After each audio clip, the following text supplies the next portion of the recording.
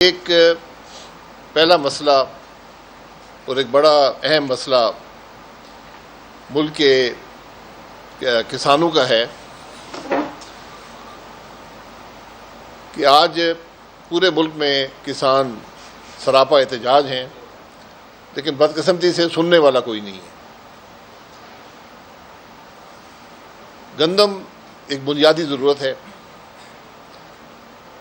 شاید حکمران یہ نہیں جانتے کہ گندم سے آٹا بنتا ہے، اسی سے روٹی بنتی ہے۔ اگر گندم ہوگی، کسان ہوگا، گندم کی کاشت کر سکے گا تو ملک کا نظام چلے گا۔ میں تھوڑا پیچھے جاتا ہوں۔ 2022 میں 2200 کی سپورٹ پرائس تھی گندم کی، 4000 کا وعدہ کیا گیا۔ 4000 پہ قیمت گئی۔ اس وقت ملک میں گندم بھی وافر کاشت ہوئی۔ 23 میں آ کر پھر یہی پالیسی چلی، کچھ پروکیورمنٹ میں کمی آئی، کچھ اور معاملات پیدا ہوئے، امپورٹ بھی کرنی پڑی، دنیا میں قیمت بھی کم ہو گئی تھی، لیکن 4000 کا وعدہ قائم رہا۔ 2024 میں آ کر حکومت نے کہا کہ ہم 4000 پہ نہیں خریدیں گے، اور فارمر کے پاس کوئی اور راستہ نہیں تھا۔ گندم وہ کاشت کر چکے تھے اور کٹائی ہو رہی تھی، تو مجبوراً جو قیمت ملی مارکیٹ میں گندم ان کو بیچنا پڑی، اور وہ قیمت کسی کو 2200 ملا، کسی کو 2300 ملا، کسی کو 2400 ملا، کسی کو 2500 ملا، اور اس کا پورے ملک کی معیشت پر بڑا گہرا اثر پڑتا ہے۔ آپ یہ دیکھ لیں کہ 22 کے اندر جو یوریا کی قیمت تھی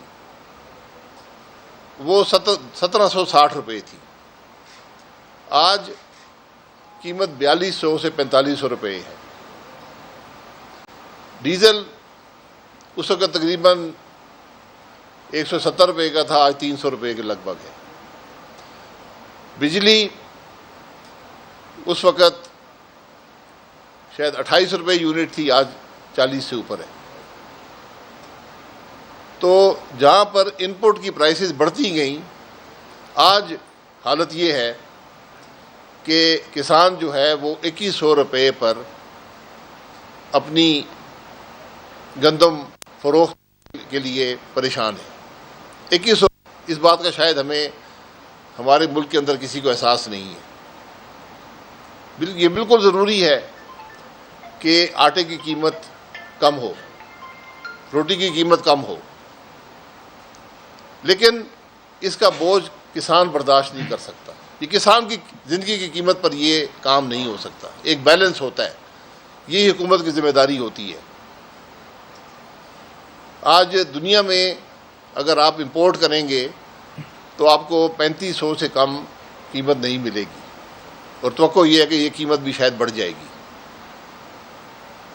ہمارے کسان کی حالت یہ ہے کہ آج وہ خرچہ بھی کر چکا ہے، کاشت بھی کر چکا ہے، گندم بھی رکھی ہے، خریدار نہیں ہے، اور وہ مجبور ہے اس کو بیچنے پر۔ حکومت جو ہے وہ 2900 روپے کی اپنے گودام سے بیچ رہی تھی، اب تو روک دیا۔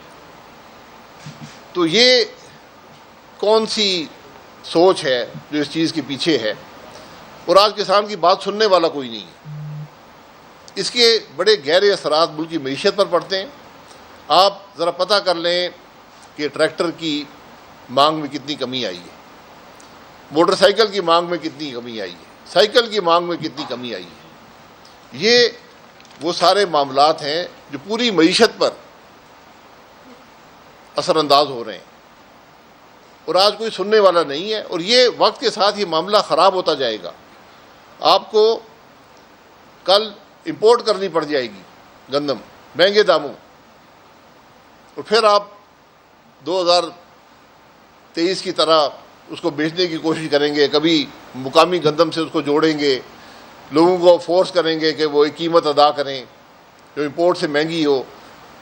تو یہ ایک بنیادی بات یہ ہے کہ ہم جہاں پر روٹی کی قیمت فکس کرتے ہیں تو پھر سپورٹ پرائس بھی ایسی ہو جو اس قیمت پر گندم مہیا کر سکے روٹی کے لیے۔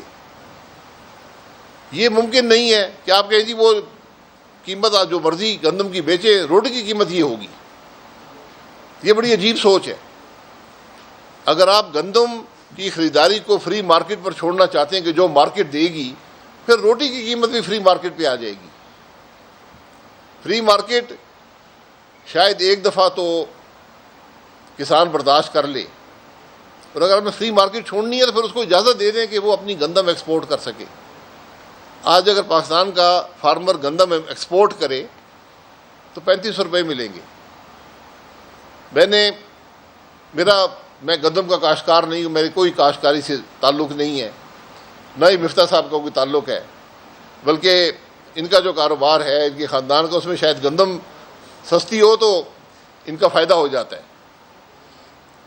لیکن میں نے بہت سے لوگوں سے پوچھا ہے، ہر ایک نے مجھے بتایا کہ قیمت جو پڑتی ہے گندم کاشت کرنے کی 3000 روپے کے لگ بھگ پڑتی ہے، اور آپ کے سامنے جو چیزیں استعمال ہوتی ہیں، فرٹیلائزر ہے، بجلی ہے، ڈیزل ہے، ان سب کی قیمتوں میں اضافہ ہوا ہے، اور بے پناہ اضافہ ہوا ہے۔ یوریا کی قیمت 2022 کے مقابلے میں آج دگنی سے زیادہ ہو گئی ہے۔ ڈی اے پی قیمت 12000، ڈی اے پی 12000 پہ پہنچ گئی ہے، وہ استعمال ہی اب کرنے کے قابل نہیں ہے۔ یوریا کا یہ حال ہے کہ پہلی دفعہ پاکستان کے اندر یوریا کی میں اس کا سرپلس ہے، جو پروڈکشن تھی وہ استعمال ہی نہیں ہو سکی کیونکہ فارمر خریدنے کے قابل نہیں رہا۔ یہ سب باتیں ملک کی معیشت پر اثر انداز ہوں گی۔ گروتھ 6.5% ہوا کرتی تھی ایگریکلچر میں، اور اس کا بڑا حصہ گندم کی فصل میں تھا۔ گندم تقریباً 60% رقبے پر کاشت ہوتی ہے پاکستان میں، وہ گروتھ کم ہو کے 1% پہ آ گئی۔ جس ملک کی آبادی 2.5% پہ بڑھ رہی ہو، 1% کا مطلب ہے کہ گندم کی ضرورت میں جہاں پر بڑی ہے اور اس کی جو کاشت ہے اس میں کمی آئی ہے، تو آپ کو امپورٹ کی طرف جانا پڑے گا، آج نہیں تو کل جانا پڑے گا۔ یہ وہ مشکلات ہیں جو آپ کو آج کسان کی بات سننی پڑے گی، صوبائی حکومتوں کو بھی، وفاقی حکومت کو بھی۔ آخر بوجھ یہ سب پہ پڑتا ہے، اور بوجھ آخر میں لوگ ہی برداشت کرتے ہیں۔ آج تو سیاسی فائدے کے لیے آپ کہہ سکتے ہیں آج میں نے روٹی بڑی سستی کر دی، میں نے یہ کر دیا، لیکن کس قیمت پر؟ چند ووٹ حاصل کرنے کے لیے آپ نے کسان کو قربان کر دیا۔ تو آج حکومت کو ذرا سوچ سمجھ کے یہ فیصلے کرنے چاہیے۔ یہ بدقسمتی ہے کہ جو حکومتیں منتخب نہیں ہوتی وہ عوام کے مسائل نہیں پہچانتی، ان کو پرواہ نہیں ہوتی کہ کس سے اس کا اثر کیا ہوگا، ملک کی معیشت پر، کسان پر کیا اثر ہوگا۔ بڑی سیدھی سی بات ہے، اخراجات کسان کے بڑھ رہے ہیں، گندم کی قیمت گر رہی ہے، یہ کب تک ہی ہوگا؟ آج جو انویسٹرز ہیں وہ مارکیٹ سے خرید رہے ہیں، اور جو ہماری نالج ہے 3 بڑے انویسٹرز ہیں، مڈل مین ہیں، جو خرید کر اس کے اندر مہنگے داموں کا انتظار کریں گے جب گندم مہنگی ہوگی، اور وہ ہوگی، آج نہ ہوا تو اگلے مہینے، 2 مہینے بعد، 3 مہینے بعد وہ اپنا پیسہ کما لیں گے۔ فارمر وہیں کا وہیں پڑا ہوا ہے، نہ خود اس کے پاس سٹوریج ہے کہ وہ سٹور کر سکے، نہ حکومت نے سٹوریج بنائی ہے کہ جہاں سٹور ہو سکے۔ حکومت آج خود اپنے گوداموں سے مال بیچ رہی ہے۔ یہ اگر بنیادی باتیں بھی اس حکومت کو سمجھ نہیں آتی کہ آج فارمر کے مسائل کیا ہیں، کسان کے مسائل کیا ہیں، ملک کی مشکلات کیا ہیں، مارکیٹ کیسے چلتی ہے، تو پھر ہم دعا ہی کر سکتے ہیں ان کے لیے۔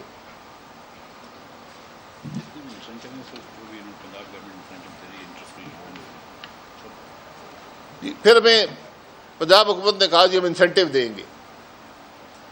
فارمر نے انویسٹمنٹ کر دی ہے, اس کا خرچہ ہو گیا, اس نے پیسے مارکیٹ سے بورو کر لیے ہیں, اس نے ادا بھی کرنے قرضہ جو لیا ہوا ہے. آج پیسے مل نہیں رہے کہ وہ قرضہ ادا کر سکے. انسینٹیو جو ہیں ان کا فائدہ صرف چند لوگوں کو ہوگا. انسینٹیو وہ ہونا چاہیے جس کا فائدہ سب کو ہو. چند لوگوں کو فائدہ پہنچا کر ہم سمجھتے ہیں کہ کسان کے مسائل حل ہو جائیں گے. آج اس پر کسان کی بات آپ کو سننی پڑے گی, اس کا مسئلہ حل کرنا پڑے گا. گندم کی قیمت ایسی ہو کہ فارمر کا مسئلہ بھی حل ہو. یہ ایک بڑا بیلنس ہے جو آپ کو کریٹ کرنا پڑے گا کہ کسان کا مسئلہ بھی حل ہو اور جو گندم استعمال کرتے ہیں سب گندم کا آٹا استعمال کرتے ہیں, تو ہمیں بھی ایک موزوں قیمت پر آٹا مل سکے. یہ ممکن نہیں ہے کہ ہمیں آٹا سستا مل جائے اور کسان تباہ ہو جائے, یا کسان امیر ہو جائے اور ہم 200 روپے کا آٹا خرید رہے ہیں. یہ پالیسیز آپ کو ادھر لے جائیں گی ایک دن. جب آپ کسان کو اس دفعہ نہیں ملے گا, اگلے وہ گندم کاشت نہیں کرے گا, آپ کو امپورٹ کرنی پڑے گی 3500 پہ, 4000 پہ. جی, جو کم از کم ہماری سمجھ ہے کہ اس سال بھی آپ کو گندم آخر میں جا کر امپورٹ کرنی پڑے گی, کیونکہ جو پروڈکشن ہے وہ ٹارگیٹ سے کم ہے, وہ ریکوائرمنٹ سے کم ہے. اور یہ ان پالیسی کا نتیجہ ہے جو پچھلے 1 سال میں رہی ہیں. اگر یہی پالیسیز آپ اس دفعہ کنٹینیو کریں گے, آگے یہ مزید یہ شارٹیج بڑھتی جائے گی. یہ معمولی مسئلہ نہیں ہے, یہ بنیادی ضرورت ہے. دوسرے ممالک کو دیکھیں وہ کیا کرتے ہیں. اگر آپ نے فری مارکیٹ کرنی ہے تو پھر فری مارکیٹ کر دیں. اگر آپ نے ریگولیٹ کرنا ہے تو ریگولیشن سے کسان کے سر پر ریگولیشن نہیں ہو سکتی. اس کا یہ ذمہ داری ہوتی ہے حکومت کی. دوسرا مسئلہ یہ آج کل بڑا ایک ہاٹ مسئلہ ہے کہ پیٹرول کی قیمت, تیل کی قیمتیں دنیا میں کم ہوئی ہیں. یہ 2 دفعہ ہے کہ حکومت نے پاکستان میں پیٹرول اور ڈیزل کی قیمت کم نہیں کی. اس کا بھی ایک اثر کاشتکار پر پڑتا ہے. اگر آج کاشتکار جو ہے وہ 18 روپے سستا ڈیزل خرید رہا ہوتا تو اس کی کچھ تو اس کو ریلیف مل جاتا. لیکن دنیا میں قیمت کم ہو گئی ہے, پاکستان نے کم نہیں کی. اس کا ایک فارمولہ بنا ہوا تھا جس میں کبھی چھیڑ چھاڑ نہیں کی جاتی تھی. قیمتیں جو آتی تھیں اوگرا اس کو نوٹیفائی کر دیتا تھا. اس کے اندر حکومت کا 60 روپے کی پی ڈی ایل پہ تھا, جو ایک ٹیکس تھا, ایک لیوی تھی, پیٹرولیم ڈیولپمنٹ لیوی تھی. پیٹرولیم لیوی جو ہے پہلے 8 روپے پیٹرول اور 7 روپے ڈیزل کم ہوا, وہ پاس آن نہیں کیا گیا. دوسرے دفعہ 10 روپے تقریباً پیٹرول اور 10 روپے ڈیزل تقریباً کم ہوا, وہ بھی پاس آن نہیں کیا گیا. جو فائنینس بل پاس ہوا تھا اس میں 10 روپے کی گنجائش تھی, 70 تک آپ لے کے جا سکتے تھے, تو وہ تو وہاں کور ہو گیا قانونی طور پر. اس کے بعد ایک آرڈیننس سے اس کو آگے بڑھایا گیا, اور صرف بڑھایا نہیں گیا, اس میں صرف لکھ دیا گیا کہ اب یہ حکومت فیصلہ کرے گی کہ پیٹرولیم لیوی کیا ہوگی. اس کا مطلب یہ ہے کہ جب بھی قیمت بڑھے گی پیٹرول کی, ڈیزل کی, تو حکومت بڑھا دے گی. جب کم ہوگی تو وہ اس کو اسی سطح پر برقرار رکھے گی اور پیٹرولیم لیوی میں اضافہ کر دے گی, کیونکہ اب اختیار حکومت نے لے لیا ہے. اور یہ بالکل غیر قانونی ہے, کیونکہ ٹیکس لگانے کا اختیار صرف پارلیمنٹ کے پاس ہے. آرڈیننس سے آپ یہ کام ایک اوپن اینڈڈ نہیں کر سکتے کہ جو مرضی حکومت فیصلہ کرے, قانون میں لکھ دیں جو مرضی حکومت فیصلہ کرے گی وہی لیوی لگے گی.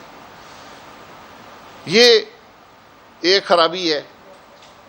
دوسرا, اب ہمیں بتایا جاتا ہے کہ جو یہ ہم نے پیسہ ہم اس سے بچے گا, اور تقریباً یہ اس مہینے 23 ارب ہوگا, اگلے مہینے ہر مہینے 30 ارب, اگر قیمت یہیں پہ رہتی ہے. تو یہ بلوچستان میں سڑکیں بنائی جائیں گی۔ تو ہمارا سوال یہ ہے کہ اگر یہ قیمت تیل کی کم نہ ہوتی تو پھر بلوچستان میں سڑکیں نہ بنتی، پھر بلوچستان بیٹھا رہتا۔ یہ بڑی عجیب خام خیالی ہے۔ حکومتیں جب سڑکوں کو پلان کرتی ہیں، ان کی اپروول کرتی ہیں، ان کی فنڈنگ کا بندوبست بھی کرتی ہیں، بجٹ میں رکھتی ہیں۔ وہ انتظار نہیں کرتی کہ پٹرول کی قیمت کم ہوگی، ڈیزل کی قیمت کم ہوگی تو ہم بلوچستان میں سڑکیں بنا دیں گے، اگر نہیں کم ہوگی تو ہم نہیں بنائیں گے۔ یہ عجیب عجیب سوچ کی حکومت آج ملک کے اندر ہے، جو یہ چھوٹے چھوٹے یہ تماشے کر کے حکومت کرنا چاہتی ہے۔ اس طرح حکومتیں نہیں چلتی۔ حکومتیں مستقل پالیسی بناتی ہیں، اس کے مطابق ملک کی پلاننگ کرتی ہیں، پھر ملک چلتے ہیں۔ تو آج میں صرف گزارش یہ کروں گا کہ جو P S D P Pakistan کا ہے 1100 ارب رکھا گیا تھا، اس کے اندر بہت گنجائش موجود ہے اگر آپ بلوچستان کی سڑکیں بنانا چاہتے ہیں۔ بلکہ آج سڑک کی ضرورت صرف بلوچستان کو نہیں ہے، سندھ کو بھی ہے۔ ہم موٹر وے بنا رہے ہیں، لیکن موٹر وے کے 2 حصے کی آج آپ کو اشد ضرورت ہے۔ شاید پاکستان کی سب سے بڑی ضرورت وہ ہے کہ آپ سکھر سے حیدرآباد یا سکھر سے سیدھا کراچی تک موٹر وے بنائیں تاکہ یہ سلسلہ مکمل ہو جائے پورے پاکستان کے اندر۔ اس کا کوئی پلاننگ نہیں ہے۔ اگر آپ نے بلوچستان کو سڑکیں دینی ہے تو پی ایس ڈی پی کے اندر بہت گنجائش موجود ہے، سڑکیں بنانی شروع کر دیں، اس پیسے کا انتظار مت کریں۔ یہ آپ نے اگر ریلیف کو عوام کو دینی تھی تو یہ ایک موقع تھا آپ کے پاس، جب دنیا میں قیمتیں کم ہو رہی ہیں تیل کی، ہمیشہ حکومت ریلیف مہیا کرتی ہے اس طرح قیمت کم کر کے۔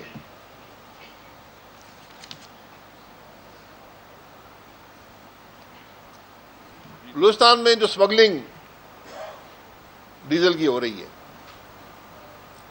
جو ایسٹیمیٹس ہیں 3 سے 4 ارب لیٹر کے ہیں ہر سال، اس میں حکومت کو کوئی پی ڈی ایل نہیں ملتا۔ آج 78 روپے پی ڈی ایل ڈیزل پہ ہے۔ 78 کو اگر آپ ضرب دے لیں 3 ارب سے تو میرا خیال بلوچستان کی ساری سڑکیں بن جائیں گی۔ اور یہ سارا ڈیزل جو ہے یہ بلوچستان کے ذریعے اسمگل ہو کے آتا ہے، جس نے پورے تیل کے نظام کو تباہ کیا ہوا ہے۔ آج بھی اسلام آباد کے اندر لوگ موجود ہیں جو 40 روپے کے منافع پہ ڈیزل جو ہے وہ پیٹرول پمپوں کو بیچتے ہیں۔ پیٹرول پمپ صرف 1 لیٹر پہ کوئی 7.5 روپے کماتا ہے، یہاں 40 روپے دینے کو لوگ تیار ہیں۔ یہ آج ہمارے ملک کی حقیقت ہے کہ 3-4 ارب لیٹر جو ہے وہ سمگل ہو کر پاکستان میں آتا ہے۔ حکومت کا نقصان ضرب کر لیں 78 روپے کو 3 ارب سے، یہ 250 ارب روپے کے قریب پہنچ جاتا ہے، 235-240 ارب روپیہ پہنچ جاتا ہے۔ جو آپ یہ تیل کی قیمت نہ، پیٹرول ڈیزل کی قیمت نہ گرا کر جو حاصل کریں گے، اس سے یہ رقم بہت زیادہ ہے۔ عجیب سی ایک صورتحال آج ملک کے اندر ہے۔ کوئی مستقل پالیسی نہیں ہے، کوئی قانون کی پرواہ نہیں ہے، کوئی صوبوں کے حقوق کی پرواہ نہیں ہے، ملک کے جو بارڈرز ہیں وہ محفوظ نہیں ہیں۔ جس بارڈر سے 3 ارب لیٹر اسمگل ہو رہا ہو وہاں پر کیا کیفیت ہوگی؟ پھر ہم دہشت گردی کی بات کیسے کرتے؟ اگر ہم ڈیزل کی اسمگلنگ نہیں روک سکتے تو ہم دہشت گردی کیسے روکیں گے؟ یہ بڑے بنیادی سوال ہیں جس کا جواب ملنا چاہیے، حکومت کی ذمہ داری ہوتی ہے۔ سوال یہ ہے کہ کیا بلوچستان میں کوئی سڑک اس سال بن سکتی ہے؟ کوئی منصوبہ ہے، کوئی ٹھیکہ دیا گیا ہے، کوئی پلاننگ ہو چکی ہے؟ یہ جواب عوام کے سامنے رکھنے کے لیے ہے، کیونکہ ملک کے وزیر اعظم نے کہا ہے کہ ہم سڑکیں بنائیں گے۔ تو یہ جو رقم ہے اگر یہ 3 مہینے چلتی ہے تو 108 ارب کا اضافی بوجھ پاکستان کے عوام برداشت کریں گے۔ یہ کل شہباز رانا صاحب نے اس کا ذکر کر دیا تو حکومت بڑی ناراض ہو گئی، لیکن یہ بالکل ایک واضح حقیقت ہے کہ یہ 108 ارب کا اضافی ٹیکس ہے، جس کو آپ جو نام دیں، لیوی دے دیں. لیوی وہ ٹیکس ہوتا ہے جو وفاقی حکومت کے پاس رہتا ہے. اگر یہ جی ایس ٹی کے مد میں آتا, کسی اور مد میں آتا, کسٹم ڈیوٹی میں آتا, تو یہ ڈویزبل پول کا حصہ بن جاتا. لیکن پاکستان کے عوام کو اس سے غرض نہیں. پاکستان کے عوام کی جیب سے 108 ارب ان 3 مہینوں میں اضافی جائے گا. اور مجھے پورا یقین ہے کہ ہم نے آئی ایم ایف کو ایک کمٹمنٹ دی ہے کہ جو بھی تیل کی قیمت میں کمی ہوا کرے گی ہم جیب میں ڈال لیا کریں گے اضافی ٹیکس کے طور پر, بغیر لوگوں کو بتائے. اور اس کا ثبوت جو ہے وہ آرڈیننس جو لکھا گیا ہے, جس میں کوئی لمٹ نہیں رکھی گئی پی ڈی ایل پر, جو حکومت کہے گی وہی پی ڈی ایل ہوگا, جو کہ غیر قانونی غیر آئینی بھی ہے. یہ آج حقائق ہیں ہمارے ملک کے, جس کے بارے میں بات کرنا ضروری تھا. کوئی سوال جواب؟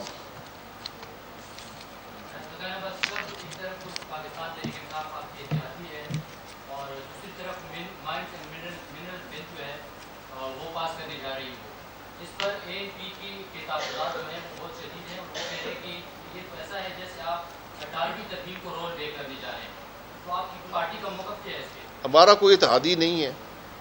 مائن اینڈ منرل بل صوبائی معاملہ ہے, اس کو ریز کر لیں, ہم بھی اس کو دیکھ لیں گے وہ کیا کر رہے ہیں. جہاں تک منرلز ہیں یہ صوبے کے اختیارات میں ہے. 18ویں ترمیم کے بعد منرلز جو ہیں یہ صوبے کی جورسڈکشن میں آتا ہے, وفاق کی اس میں جورسڈکشن نہیں رہی. تو اگر وہ کوئی بل ایسا پاس کر رہے ہیں جو پاکستان کے مفاد کے خلاف ہے تو مجھے پورا یقین ہے کہ عدالتیں اس کو ختم کر دیں گی. لیکن اگر وہ صوبے کا حق ہے تو پھر صوبہ اپنا بل بنا سکتا ہے, اس میں کوئی دو رائے نہیں ہے. صوبے کی جو اسمبلی ہے اس کو یہ حق حاصل ہے کہ وہ لیجسلیٹ کرے, یہ ان کی جورسڈکشن ہے. جی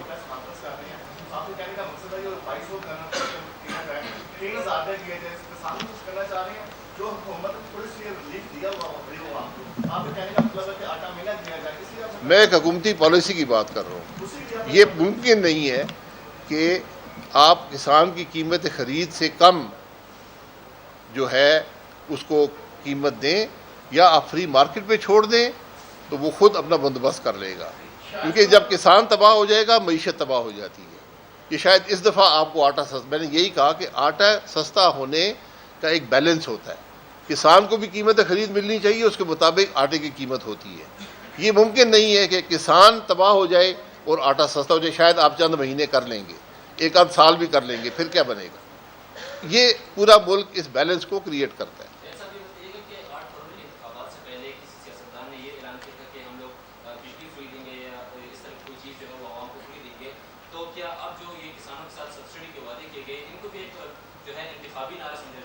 نہیں, سبسڈی تو کوئی دینے کی پوزیشن میں نہیں ہے نا.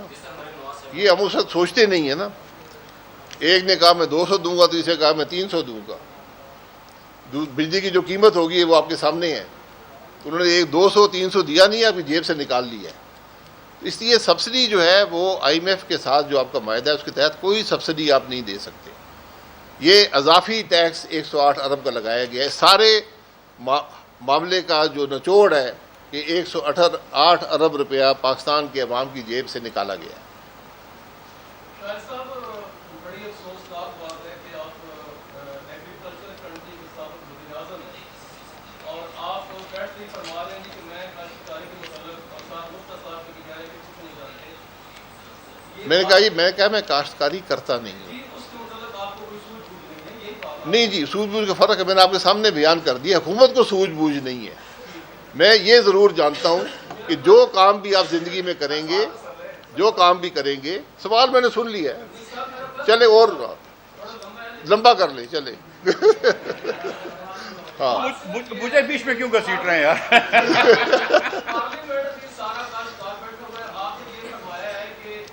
کسان کو فائدہ دیا جائے, جو عام کسان ہے دیہاتوں میں, جو چھوٹا زمیندار ہے, اس کا ریٹ ختم کا 4500 روپے اگر واقعہ پالیسی بنائی جائے, حکومت کو یہ میسج دے, پھر کسان کو فائدہ ہے اور روٹی کی قیمت بھی وہاں پر رکھے. اس کو وضاحت سے آپ ان کو واضح کریں, اس سے کم میں کسان کو کوئی فائدہ نہیں.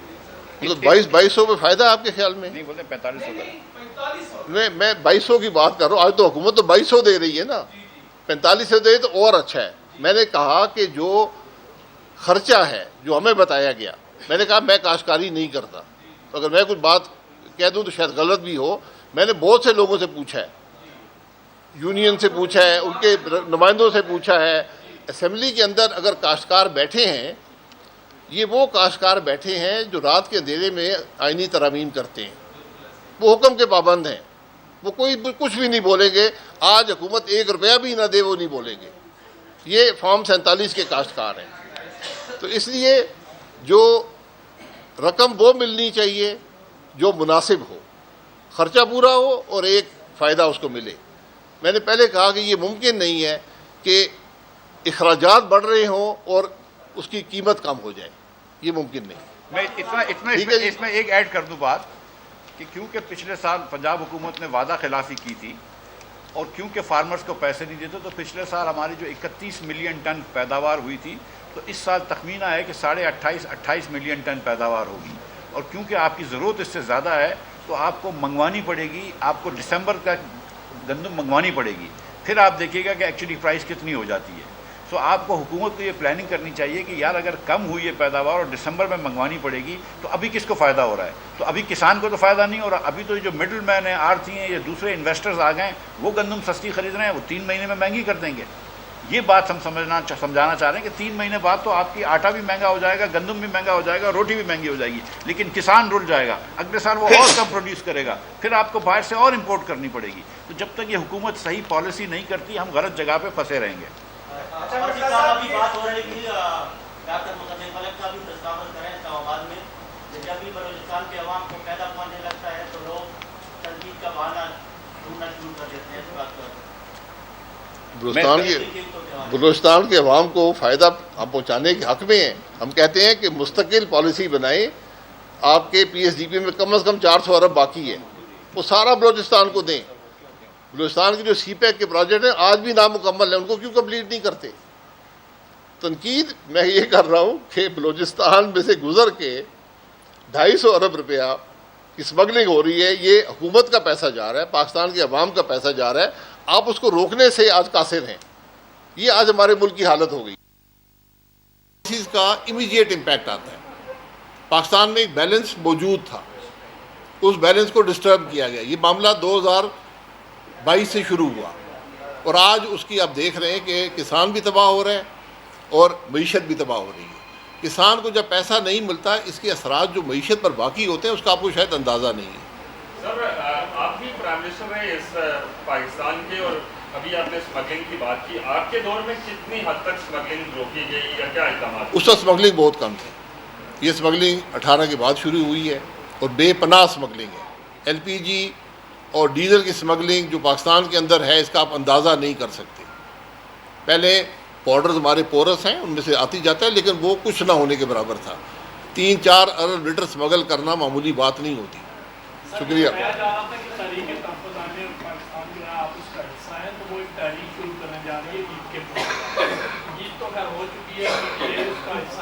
نہیں، میں ان کا حصہ نہیں، ہم اس کا حصہ نہیں. ہم ان سے اتفاق کرتے ہیں، ان کی سوچ سے، اس تحریک کا حصہ نہیں. نہیں ہے، ہم ان کے سوچ سے اتفاق کرتے ہیں، اس کا حصہ نہیں.